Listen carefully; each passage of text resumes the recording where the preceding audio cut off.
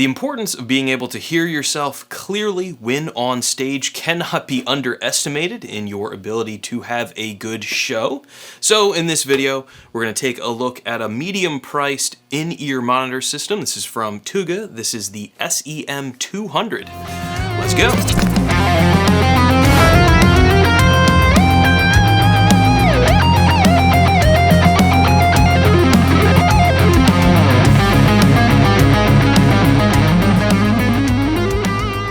So whether you're a total newbie to performing and have never played on stage, or even if you're somebody that have been gigging for a while, there are really two different ways of being able to monitor and hear yourself when you're performing. There is a conventional monitor wedge, which is basically a speaker that sits on the floor and blasts up in your face so that you can hear yourself in whatever it is that you're playing. And then you've got something like this, which is a wireless monitoring system. This basically will transmit and beam it directly to your dome so that you can hear yourself as you're performing. Now, why would you want to go through all the hassle of learning how to set up and use something like this and potentially even running into all of the problems that technical issues could pop up? Basically, the problem is with that conventional wedge that's blasting up in your face, they're designed to be basically like rocket launchers essentially with the audio. And the second you step out of the way of that wedge, you can't hear yourself anymore. Now, this is especially problematic for a vocalist who's moving all around on stage. They want to or need to be able to hear themselves everywhere. This is also a problem potentially for like a guitar player. If you want to move to center of stage and kind of ham it up, the second you move out of the basically the way of that wedge, you now can't hear yourself anymore, and that's going to obviously affect your performance. There is also another problem with using a conventional wedge. By having this speaker on the ground that's blasting audio up at you so you can hear yourself, you also have other mics around on stage that will then hear that audio that's coming up that they normally wouldn't, because primarily it's going through front of house. And that's where most of the feedback is going to come from. So if you're a smaller group that's trying to run sound yourselves, switching from a conventional wedge to something like this will make a huge difference in your ability to control the overall, basically the stage volume. The less speakers there are sitting all around your stage, the less chance that your microphones for your lead singer, your backup vocals, potentially even mics on drums or on a guitar cab, although usually those are close mics, so it shouldn't be a problem. Either way, the less speakers on stage, the less likely of a microphone hearing itself and causing feedback. So that, in a practical sense, is worthwhile to spend the time to learn how to use something like this.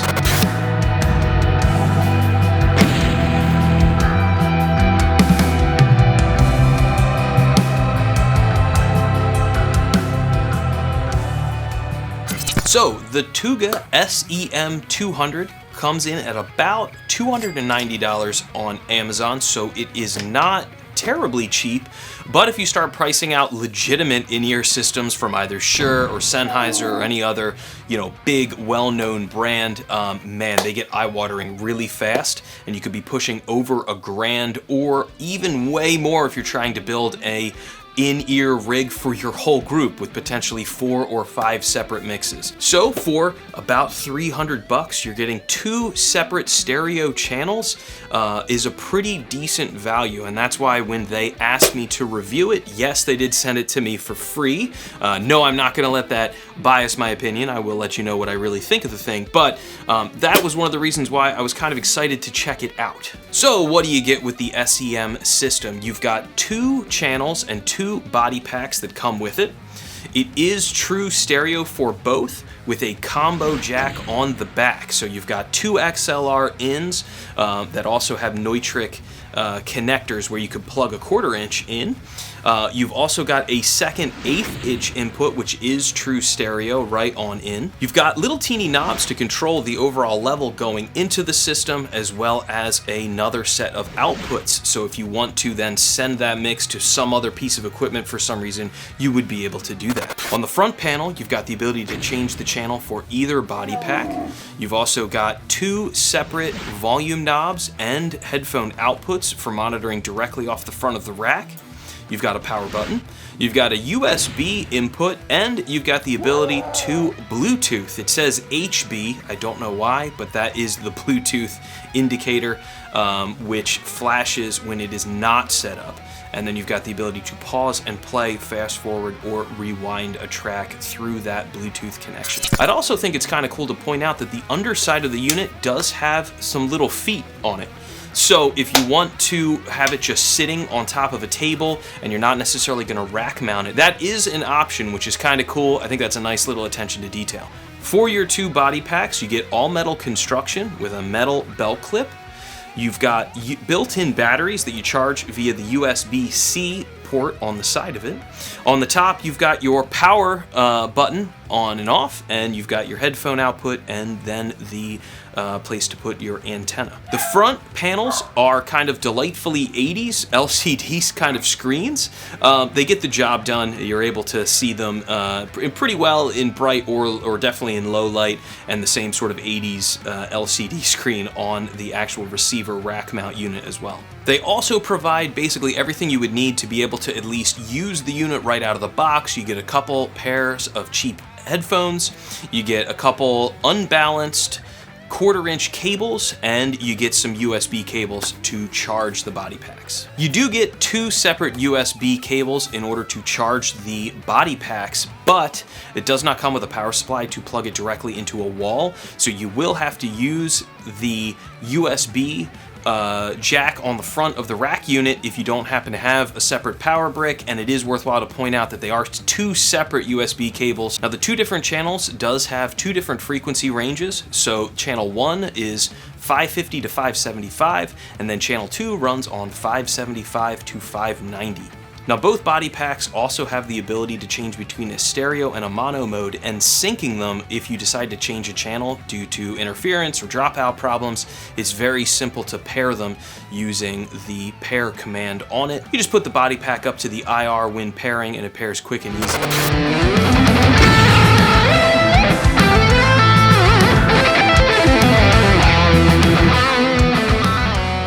So let's talk about the good and what I think of this unit. The first thing is that it is pretty well made. The chassis of the rack unit is metal, and you do have metal, pretty strong rack ears to go along with it. The antennas and the way that they plug in on the back, screw in nice and tight. The antennas are pretty well made as well. The jacks on the back seem to be Neutrik, or at least Neutrik style, and definitely pretty well made. The overall fit and finish for $300 I think is pretty good. The volume knobs over here to control the two different headphone output monitors right off the front of it are plastic, but the pots feel pretty good. As far as its roadworthiness, yeah, I think it's pretty roadworthy. You put this in a rack, especially with the little rubber feet in there. You know, sometimes there's a little gap in between rack units and it can kind of rest on it. Definitely the LCD screen is very dated. It's like super 80s looking to me, but it is legible in both bright light and obviously in low light it's fine. The buttons, they feel pretty good. I mean, honestly, I think for what it is, the build quality is pretty solid here on the rack mount. Now, the build quality of the body packs are excellent and outstanding. These things are freaking heavy. I can't believe how much sort of girth there is to them. The metal belt clips are really nice as well. The body packs are really well made. Honestly, I can't say enough good things about how these feel. This feels as durable, if not more durable, than the Sennheiser system that I used for about 4 or 5 years. So yeah, major positive is the overall build quality of the body packs, because let's be honest, the rack mount unit should be sitting in a rack, so wear and tear on that should actually be pretty easy. Hopefully you're, putting it in a decent road case. This is the thing that's going to get dropped on stage accidentally, that's going to take the most punishment. They are really heavy and really well made. We'll talk in the negative because there might be a case for them being too heavy, but with the built-in battery, the battery life has been excellent. I've been able to use them straight for, I want to say like almost 6 hours, and they didn't die. I was down to one little battery symbol on the LCD screen. The ease of pairing them with the rack unit was very easy as well. You know, it worked right away, and then I changed the channel. Right now I actually have them both set up to run on the same channel so that if I'm teaching and one dies, I've got a spare ready to go right away. Pairing them both to the same channel and just having the other one as a backup was easy. Basically no issues whatsoever with getting the thing out of the box, just getting plugged in, starting to hear yourself. Another positive is that the range is really good. They advertise it at 262 foot range, or 80 meters. I'm just using mine here at home in my home studio while I teach or record or practice. And I went all the way upstairs to, I'm in the basement right now, I went all the way upstairs to our second floor bedroom and was able to hear myself perfectly fine, no dropouts. So I'm very confident that this would be really reliable, even on a bigger stage. You know, that you shouldn't have dropouts, and that, you know, it should be really reliable.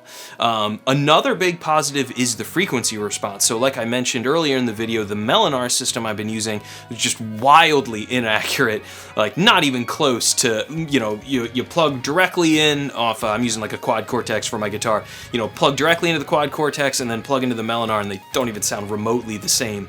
Not the case here, really close to the same. Not exactly the same. I would say there's a little bit of a top end loss here, but the overall frequency response I would say is like 90% of what you would actually get monitoring directly off of it. The noise floor is also really low. So that was kind of my problem with the Sennheiser system that I've been using for a long time. The just regular noise flow is like this constant shh, you know, kind of like hissing noise. Very quiet here, none of that. So when it comes to easy use, yeah, knocked it out of the park. Build quality, these body packs are really well made. I like the internal built-in battery. The range is really good, and for the most part, I would say the frequency response is pretty good as well. So whatever source you're sending to beam to your dome is pretty much what you're gonna get back. So all major positives for under 300 bucks, or right around 300 bucks, pretty solid.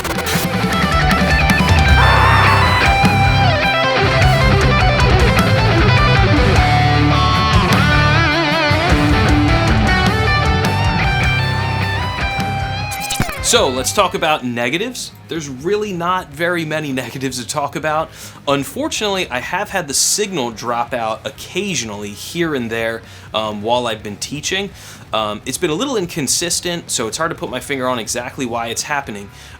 So obviously at this price point, you know, it's only 300 bucks.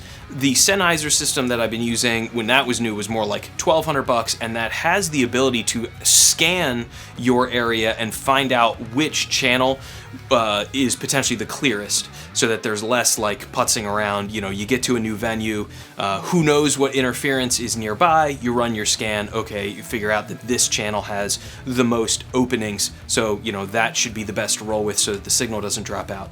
With something like this, they don't have the ability to scan and figure that out. Now, changing the channels is quick and easy, so if you are running into problems, you know, change the channel real quick, resync it, but it is a crapshoot, right? There's no way of knowing, oh, well, this one seems like the most open, so that's the one to go with. I don't think it's reasonable to expect that feature for less than 300 bucks, but that is something to be aware. If you run into problems, yeah, there's going to be some trial and error in potentially a high-stress situation. There's really only two other negatives with this system that I can think of, which is the weight of the body packs. Depending on what you're wearing clothes-wise, these might, you know, almost kind of pull it off. Like sometimes I'm just teaching and wearing like regular gym shorts or something, and they do kind of almost pull my shorts off. They're that heavy. So, you know, depending on what you're going to be wearing, that might be a good thing to kind of keep in mind. If you're a lady and you're going to be wearing a dress or something, yeah, I don't know what you would pin this to. The other thing is, yes, there is a built-in battery, and I do not know. I mean, there's bolts on the back or screws on the back, so you could potentially take it apart, but obviously those lithium-ion batteries inside it are going to die eventually and have to be replaced, and I don't know how you would do that. For only $300 though, I think it's not the end of the world. You might even be able to reach out to the company and then maybe they can, give you some info about, replacement batteries. That's not something you'd have to worry about, I would think, for at least a few years. I'm going to be using mine a lot. I pretty much use it 6 days a week for, again, teaching, recording, practicing, all that kind of good stuff, shooting videos. So that's really it. No ability to scan and find the clearest channel. The battery packs the body packs are pretty heavy, so depending on what clothes you're going to be wearing, that might be tricky. And then eventually those built-in batteries are, not going to hold their charge. But the battery life is phenomenal just out of the box. Like I said, I was able to do probably about 6 hours with one charge. So that's really it for negatives. The signal drop issue was rock solid for about a week. And then just today, actually, I ran into like a couple signal drop issues. So, depending on your environment, things change, all that kind of stuff. The ability to change channels is pretty quick and easy though. Body packs are heavy, that might not work for your clothes and depending on what you're doing. And then yeah, those batteries built in are gonna die eventually. I would like to think in a couple years, if not maybe a little bit longer, but that is something to be aware of.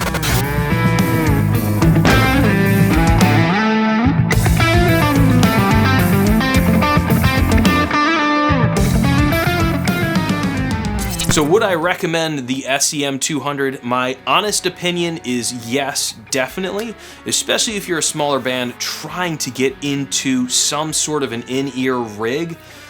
At $300, you buy a pair of these and have 4 true stereo separate mixes. I think that is really solid for around $600. Just the price of one Shure system that only is one stereo mix is $1,000. So I think it's a solid deal. Is it perfect? No. The frequency response, like I said, it's not quite exact, like if you're monitoring off of the source, but it is 90% of the way there, which I think is pretty good.